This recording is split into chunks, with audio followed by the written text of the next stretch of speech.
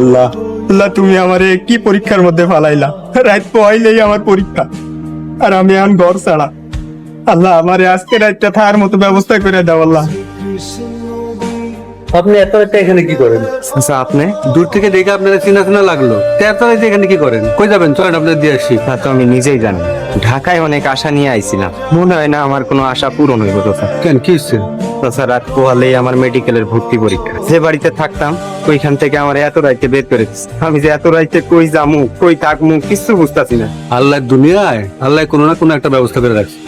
চলেন, আপনি আমার সাথে চলেন। যদিও বস্তিতে থাকি, আপনার সেবার কোনো কমতি হইব না। চাচা, আমার কোনো আদর যত্ন লাগবে না চাচা, আমি শুধু আশ্রয়টা চাই চাচা। হ্যাঁ, চলেন।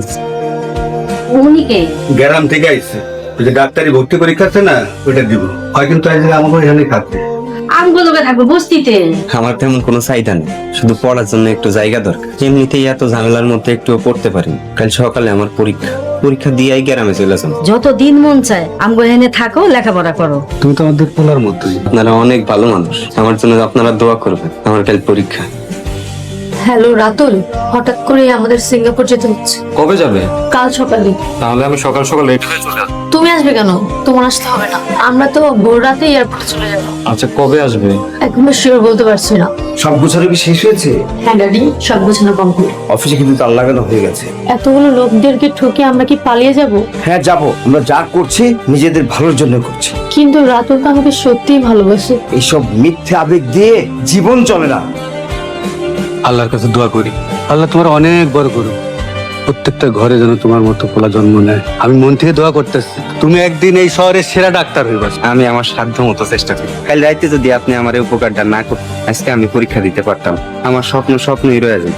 যাও, ঠিক মতো পরীক্ষা দাও। আম্মা, ওই তুমি? আইসা পড়ছিস মা? ভিসা পাইছিস? এত তাড়াতাড়ি কি ভিসা হয়? আমি ঢাকা গেছিলাম একটা কাজে।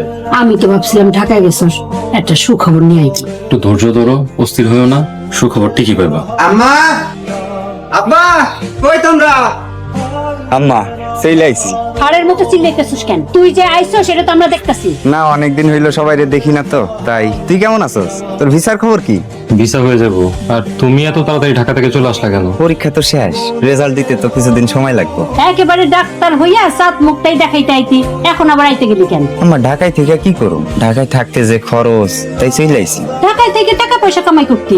আল্লাহ না করুক, যদি ডাক্তারিতে চান্স পাইয়াই যাস, তাইলে লেখাপড়া করতে টাকা পয়সা লাগবো না? তুই আবার মনে করিস না তোর পড়ালেখার খরচ আমরা দিব। আম্মা, এটা তুমি কি কও?